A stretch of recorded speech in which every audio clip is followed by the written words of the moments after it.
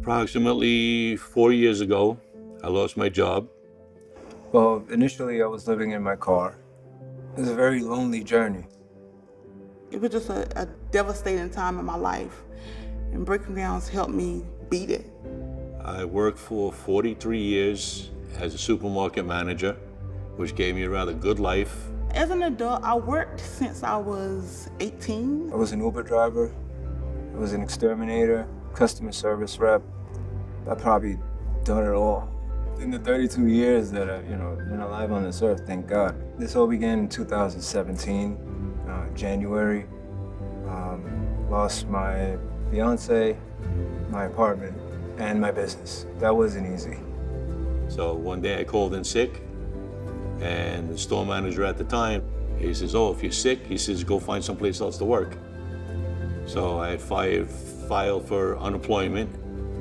So then I went through my 401k money and everything else that was possible. And one day I had to just start living in the car.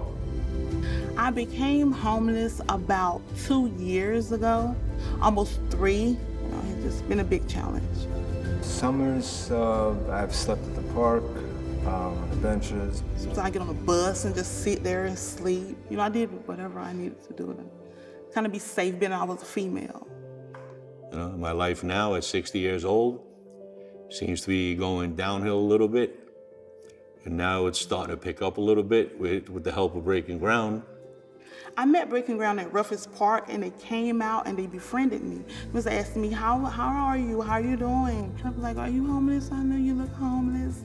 And I was like, yes. They was like, won't you come in? I was like, no, I don't want to come in. And they was like, come on in, come in. So I decided to come on in, and they befriended me. I felt like home here. So when people come into the drop-in center, they can access an array of different services. You can get food, you can participate in groups, you can engage, but you can also meet your medical and psychiatric needs. We have a bunch of folks who soak their feet because feet problems are really common when you're on the street, swelling and infection. So we're providing, I think, things from really basic help to sort of more complex medical issues. I liked it a lot because there was more people that was in the same circumstance, and so I could relate. And I didn't have to be alone anymore. We've done a lot of financial management, money management, planning for the future, housing packets towards affordable housing, things of that nature.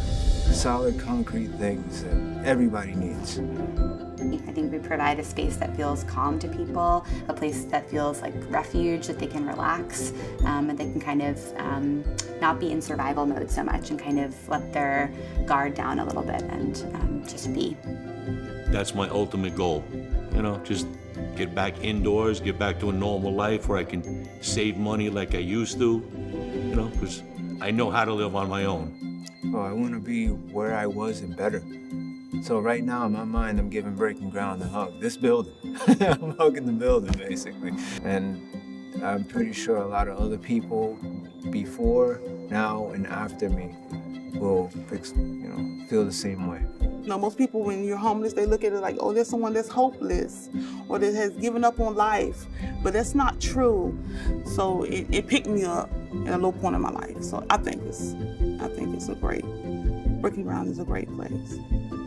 I've been on the street for 3 long years. When I got my apartment, it was heaven. Drop-in center, it's a really nice place to be, but it's a little on the small side because the capacity for taking in people is only about 12, and it needs to be bigger because there is a lot more people out there. But I also think it's really exciting to think about growing the spirit of what we're already doing, which I think is a really positive, welcoming space. Come to the drop-in center, you get the start of help that you need. I just want y'all to keep up the good work because y'all are so well needed. Breaking Ground means everything to me. I don't know where I'd be without it, honestly.